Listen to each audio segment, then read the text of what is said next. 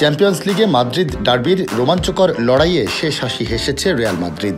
তবে রিয়ালের এই জয় ছাপিয়ে ম্যাচের মূল আলোচ্য বিষয় হুলিয়ান আলভারেজের বাতিল হওয়া পেনাল্টি।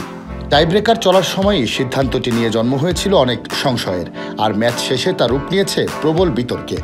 শাইনি চুলে এখন হবে সব হেয়ারস্টাইল। সিল্কোর দ্বিগুণ শাইনি চুল প্রতিদিন।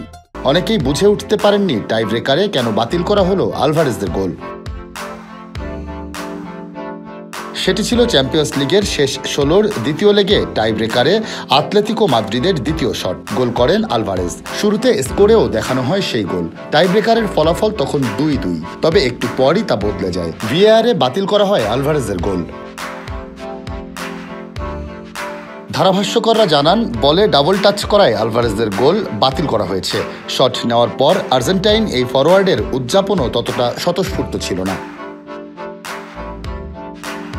ম্যাচের পর আলোচনা বিতর্কের বেশিরভাগই চলছে আলভারেজের গোল বাতিল নিয়েই।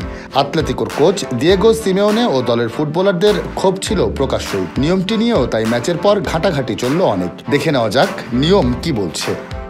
ইন্টারন্যাশনাল ফুটবল অ্যাসোসিয়েশন বোর্ডের 14 নম্বর আইন অনুযায়ী পেনাল্টি শট নেওয়ার ক্ষেত্রে কোনো ফুটবলার একাধিকবার বলে স্পর্শ করতে পারবেন না। মূল ম্যাচের সময় এমন হলে রেফারি ইনডিরেক্ট ফ্রি কিক দেবেন। টাইব্রেকারে হলে গোলটি গ্রহণযোগ্য হবে না। নিয়মে এভাবে উল্লেখ আছে বলে একবার স্পর্শ হলে কিকার আবার বল খেলতে পারবেন না যতক্ষণ পর্যন্ত না অন্য কেউ বলে স্পর্শ করছে। যেটির মানে একাধিকবার যদি বলে স্পর্শ করা হয়, সেটি এক পা দিয়েই হোক বা অন্য পা দিয়ে কিংবা শরীরের কোনো অংশ দিয়ে, তাহলে তা গ্রহণযোগ্য নয়। তবে ম্যাচের পর আতলেতিকো কোচ অবশ্য দাবি করেছেন বলে আলভারেজ 2বার স্পর্শ করার স্পষ্ট প্রমাণ নেই। আবার Real Madrid coach Carlo Ancelotti বলেন, ভিডিও দেখে এটা স্পষ্টই বোঝা গেছে।